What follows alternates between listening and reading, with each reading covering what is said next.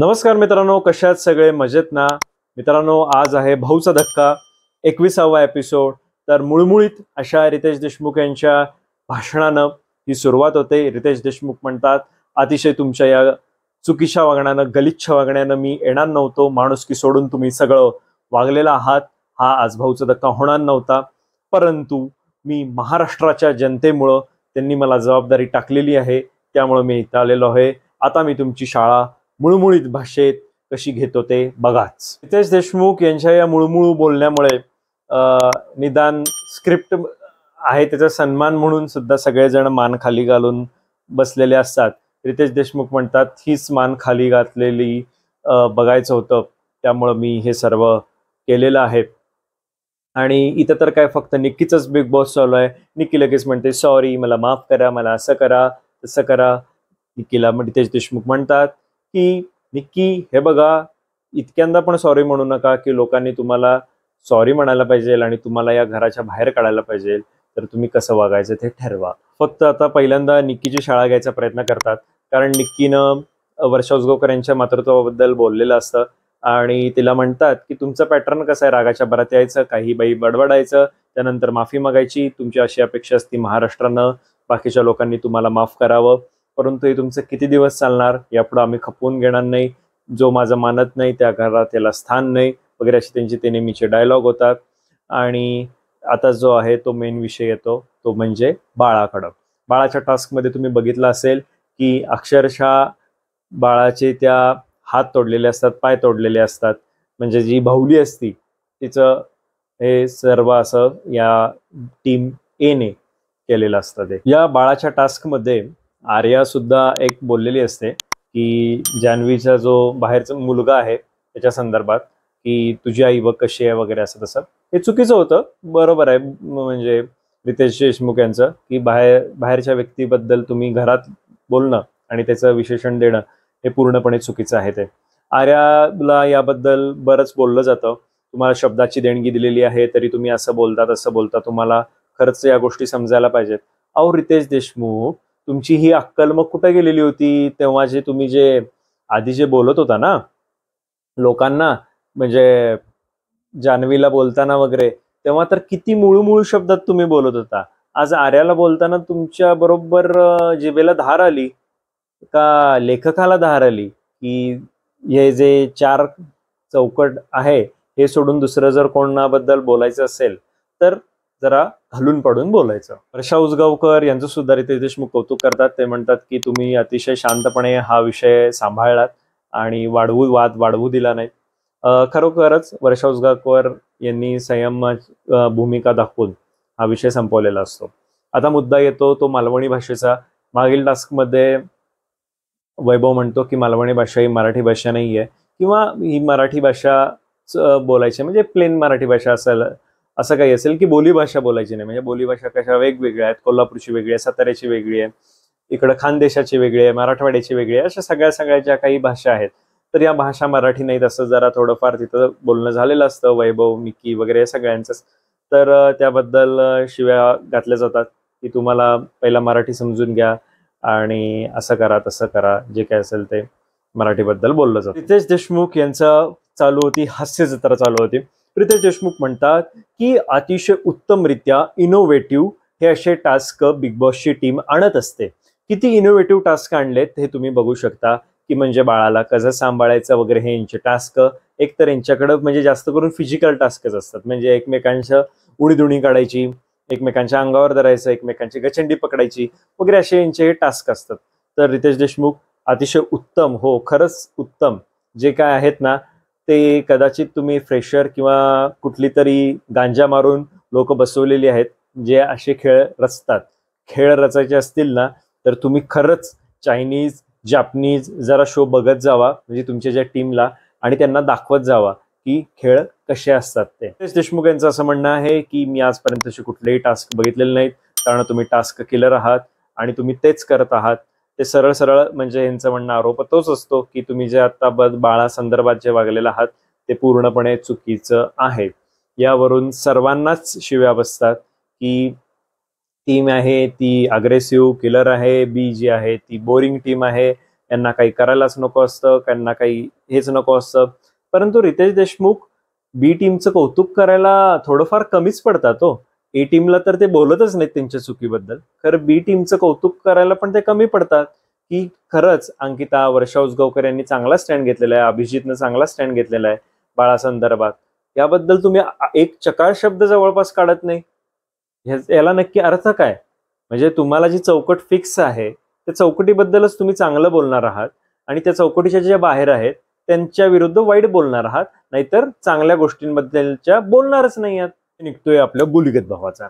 तर गुलीगतच्या बाजूनं थोडं बोलायचा रितेश देशमुख प्रयत्न करत असतात की तुम्ही अरबाज त्याला असं का पकडता, तुम्ही त्याचा गळा दाबल्यावर काय होणार, त्याचा माईक लागलेला असतो तरी तुम्ही आरडाओरडा करता, तुम्ही त्यानं तुम्हाला थप्पड मारली, बुक्की मारली, जे काय असेल ते तुम्ही असं एखाद्या बरोबर अतिशय दादागिरीने वागणार असाल, एवढं तुम्ही त्याचा छळ करणार असाल तर समोरच्या माणसानं नक्की करायचं तरी काय? मी फक्त तुम्हाला सांगायचं काम करतोय, तुम्हाला जसं मग वागायचं तसं वागा. आमची टीव्ही वाले जे असतील ते तुमचा अत्याचार, तुमचं घाणेरडं बोलणं दाखवत राहतील, नंतर मग ऑडियन्स कमी होईल. हा ऑडियन्स कमी झाल्यानंतर मग मला पण किंमत राहणार नाही, तुम्हाला तर मग काय किंमत राहणार आहे, असं एक त्यांचं ते म्हणणं असतं.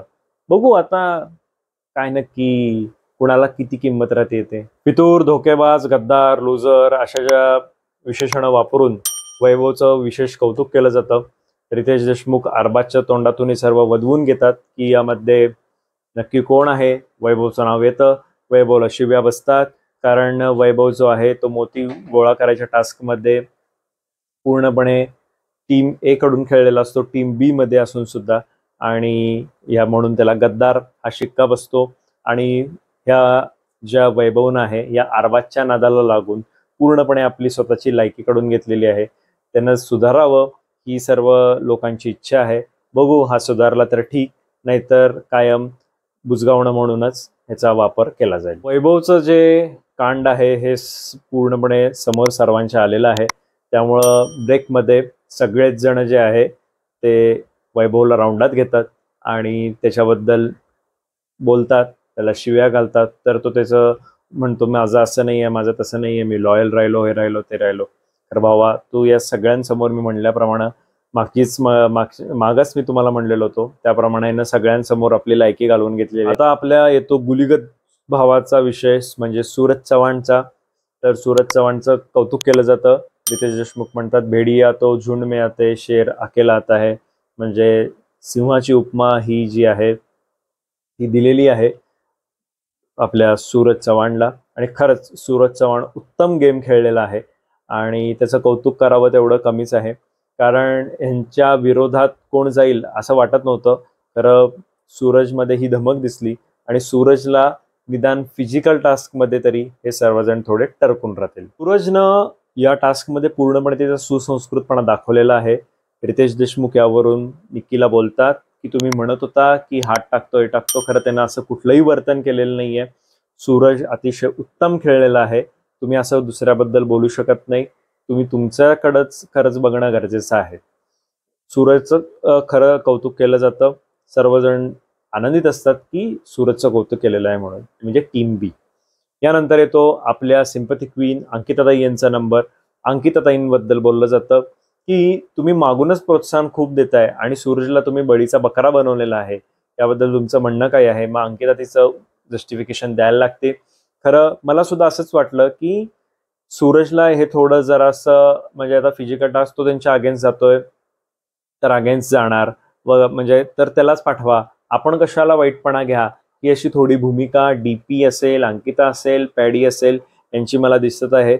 सूरजचा हा बळीचा बकरा ठरू नये अशी माझी तर इच्छा आहे आणि सर्व महाराष्ट्राची सुद्धा इच्छा आहे. रितेश देशमुख यांना हे यातून हेच दाखवायचं असतं की तुम्हाला अजून गेम कळालेले नाहीयेत, सगळे गेम कळालेले नाहीत, मग तुम्ही सूरजला जे आहे ते कमी का लेखता?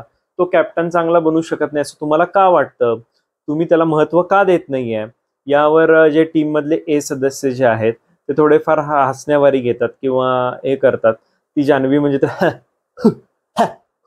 करत असते, तिचं तर मला काही समजतच नाही. निक्की जरा थोडी बरी तरी असते, तर जान्हवी जरा हॅव असते. तो वैभव सुद्धा एक्सप्रेशन देत असतो. तुम्ही पहिल्यांदा तुमचं बघा, तुमचा सुसंस्कृतपणा किंवा तुमची भाषा बघा आणि मग नंतर तुम्ही दुसऱ्यांवर हसा. आजपर्यंत जरी टीम बी मधल्या कुणाचीही गलिच्छ भाषा ऐकलेली नाहीये. नंबर येतो तो म्हणजे आपल्या टमटम छोटा पुढारीचा. छोटा पुढारीला रितेश देशमुख बरोबर म्हणतात, तुम्ही गेला तेव्हा पुढारी होता, आता तुम्ही असिस्टंट झालेला आहे. असिस्टंट पण नाही, असिस्टंट म्हणजे जरा तरी पुढाऱ्याच्या जवळ असतो. आपण असं म्हणू की कार्यकर्ता, ते पण सतरंजा उचलणारा. तो पण चहा पाणी दिलं की गप्प बसतो, बाकी त्याची काय अपेक्षा नसते आणि जरा थोडा मोठेपणा लागत असतो.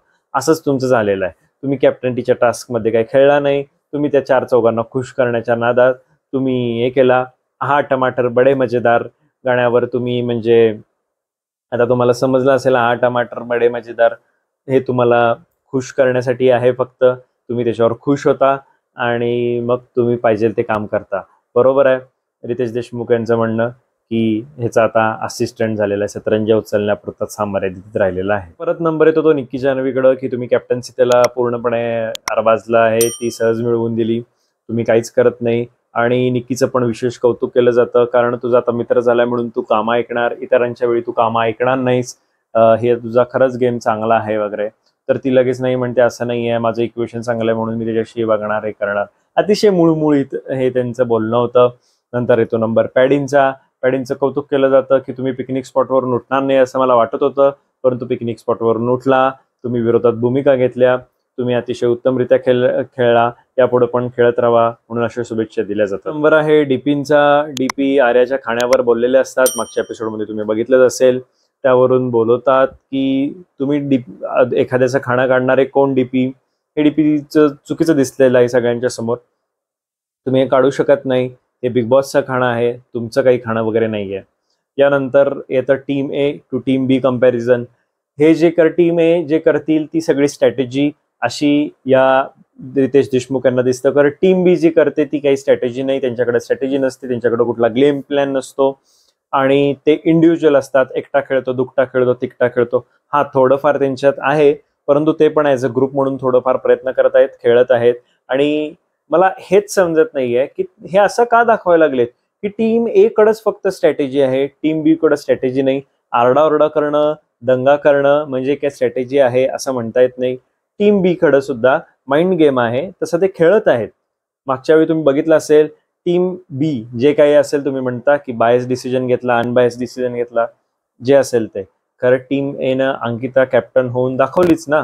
म्हणजे तर समजून घ्या की दंगा करणं म्हणजे स्ट्रॅटेजी नव्हे.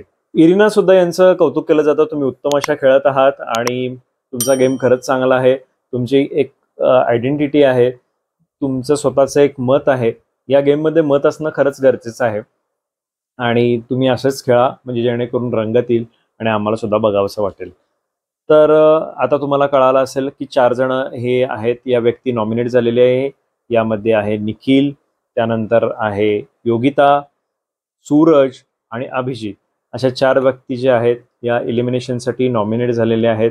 तर यांचं पुढं होतंय तरी काय हे रविवारी कळेल, म्हणजे उद्याच्या भागामध्ये कळेल. तेव्हा आपण भेटू उद्या. धन्यवाद.